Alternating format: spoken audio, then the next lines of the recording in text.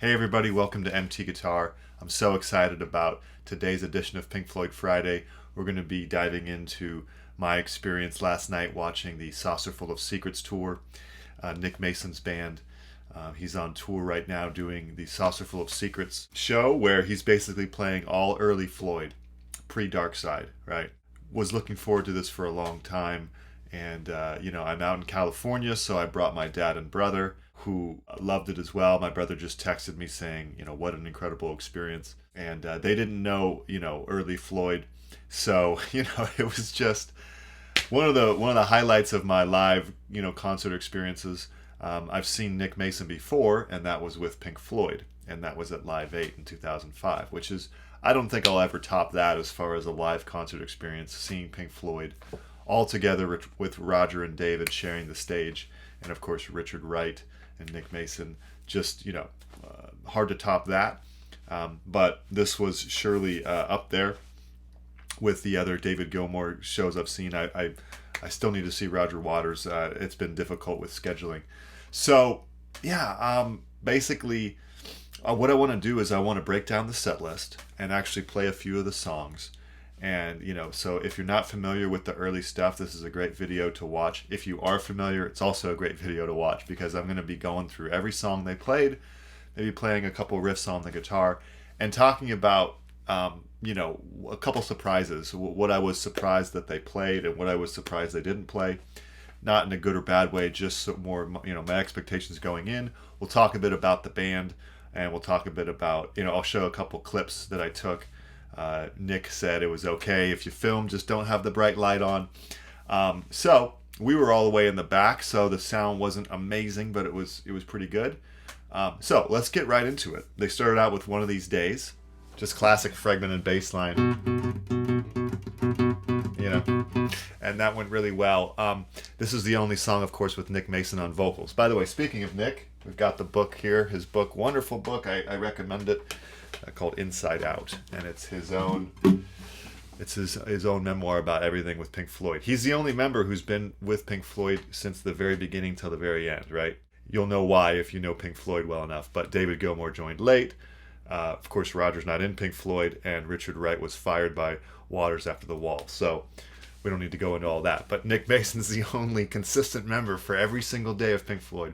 Okay, after One of These Days, they went into Arnold Lane. Had a strange hobby. Right. Now, Nick made a funny joke that back in '67, this song was banned from the BBC for its provocative lyrics. So he was sort of making a joke that I think, well, you guys all look like adults. I think you can handle it. So awesome there. Then they went into Fearless, and that was just incredible.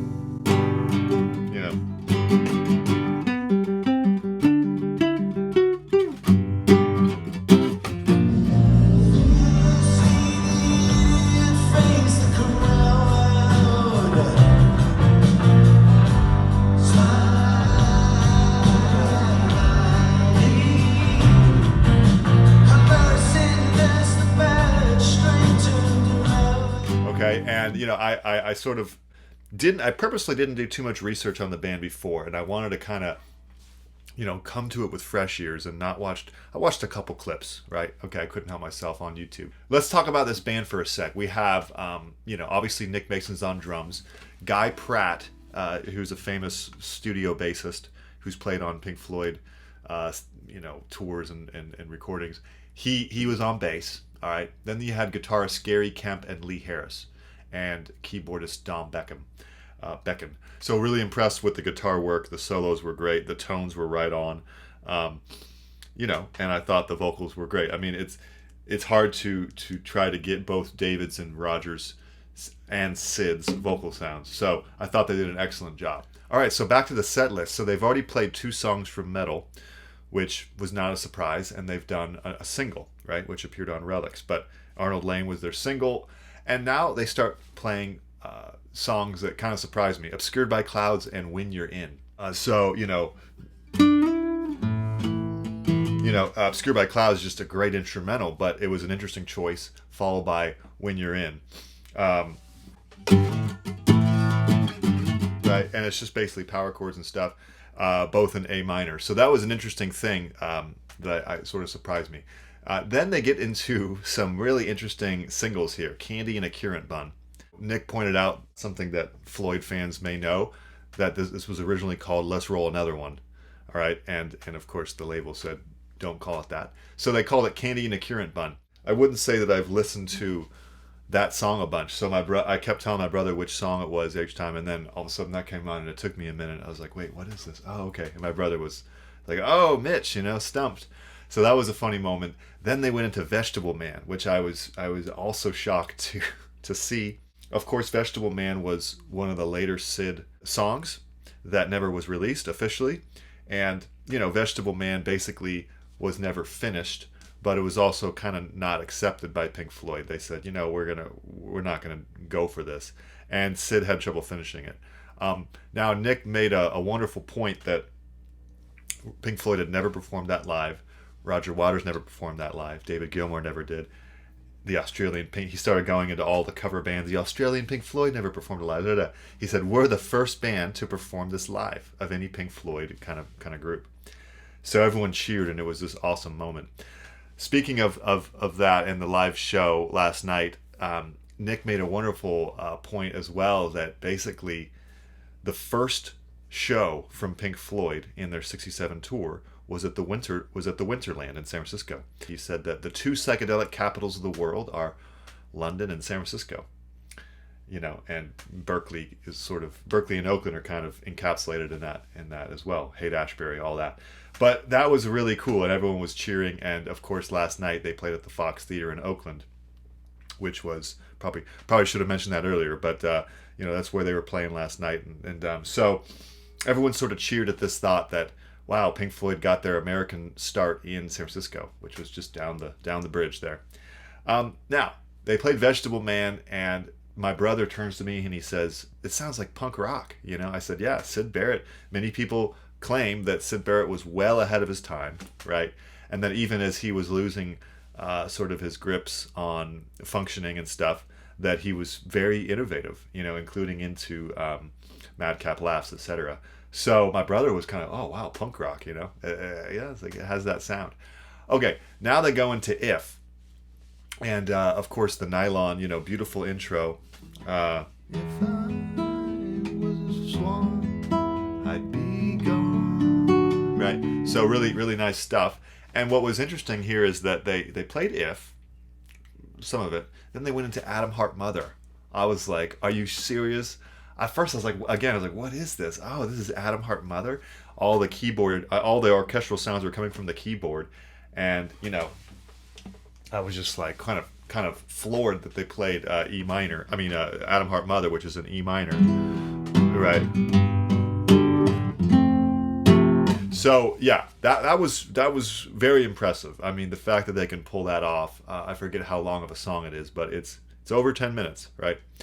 Then they played If again as a reprise. So they did If, Atom Heart Mother, If. So I thought that was interesting how Nick was sort of restructuring that, because of course there is no If reprise, but they sort of played the first half of it and the second half of it to tail end the beginning and end of Atom Heart Mother Suite. So truly, truly interesting there. Then they had a very touching moment with Remember a Day. And this is, of course, a Richard Wright song. Beautiful piano part. Why can't we play today? So, a beautiful song by Richard Wright, looking back on childhood, so to speak. And I thought it was just a really touching moment because he mentioned, he mentioned Richard Wright being on tour with David Gilmour for the On an Island tour in 2005 or 2006. And, it was kind of like Richard Wright's last sort of tour that he went on with David, and that was a special thing. So the whole audience sort of, I think, understood, that this was a touching tribute to Richard. So I loved that. Then for the last song of the first set, they did Set the Controls for the Heart of the Sun. And Nick was just on fire. I mean, his whole attitude and was very very warm and funny. And he made a point that he finally gets to play the gong instead of Roger. I'm sure if you're a big Floyd fan, you've watched Live at Pompeii, and you'll see Roger proudly hitting the gong. And Nick pointed out last night he wasn't even asked, "Hey, do you want to play the gong as the drummer?" So definitely a nice, funny moment there. And you could tell Nick was having a great time on the gong for that. I think I took a little clip of that. Let's watch some of that.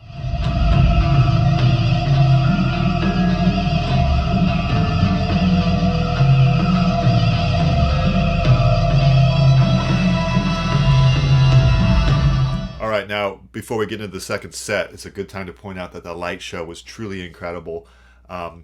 There's a cool clip that I'll put in the description below, a little link of where Nick talks to the light lady about how they have a fresh show each time. I admit I don't really know how it works, but they have some sort of liquid that they either blow air on or manipulate, and it's basically a fresh light show each time, and it's how the light shows were done in the 60s. So very authentic, the way they did the light show, truly incredible. Obviously most light shows are digitized and programmed, and so this was off the cuff, very analog, so to speak. All right, second set, Astronomy Domine. Just a great starter. As I was walking back from the bathroom, I saw some guys as the music came on, and they were like, yeah, they were all giddy. So the whole place was just excited, because honestly, I would have expected a little more Piper at the Gates of Dawn material, but there were a few. So we're going to talk about that in a bit. But they did Astronomy Domine, and I thought it was it was epic. They did a really good job of that. The Nile song. And I remember this song. It was sort of a funny detour from the normal sound. And then the guitarist, I think it was Gary Kemp, said, "Oh, well, this is the first song I was introduced to from Floyd, because everyone in college knew about this song, and we all thought Pink Floyd were a heavy metal band." So he mentioned that, and everyone had a good laugh at that.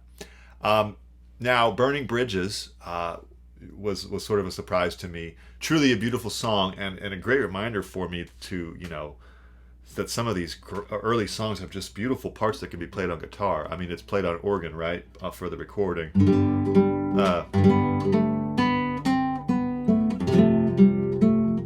Right, and then it goes to B flat.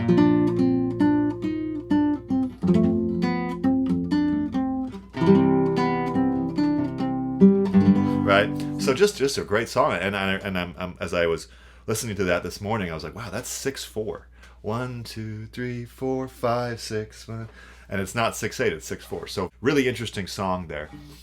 Then they played Childhood's End, which that wasn't surprising at all. I mean, that's just one of their early classics, and I do have a lesson on that. All right, we're getting near the end here. Then they played Lucifer Sam.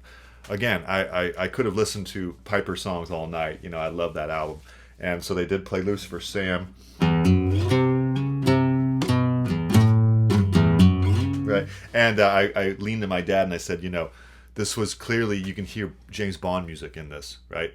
In this song. I mean, the Beatles, when they did Help, basically they were they were sort of replicating the Bond movie thing in the actual movie Help. And so you can hear it sort of creep into the 60s. The James Bond movies were huge, and you can hear it in this song. Now for Echoes, which was next, everyone just lost it in the audience. Everyone just started, as soon as we heard the sonar blip, people were just, screaming and yeah, and my brother and dad, they didn't know what was happening, but I said, buckle in, here we go. And they just completely crushed Echoes, and so that's really all I can say about it. I'm not even going to try to play any of it now. I am looking forward to teaching that in the future, but for now I just want to soak in that experience, and I do have a little clip of that, I think, so here it is.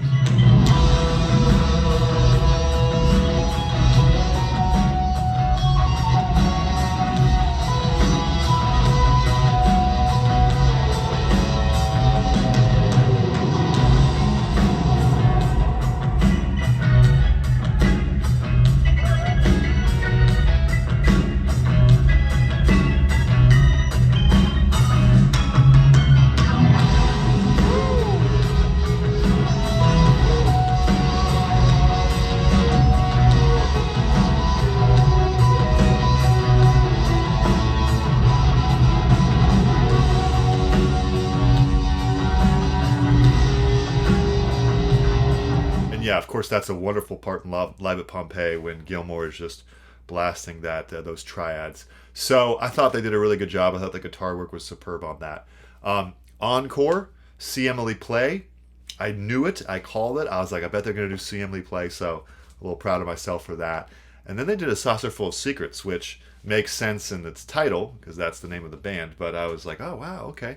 And then they finally did Bike, and that was it. So just wanted to give you my thoughts. I do have the first solo for Dogs ready, but I thought, I'm going to take this Pink Floyd Friday to just give a reaction. Now, I told you I would give you my surprises.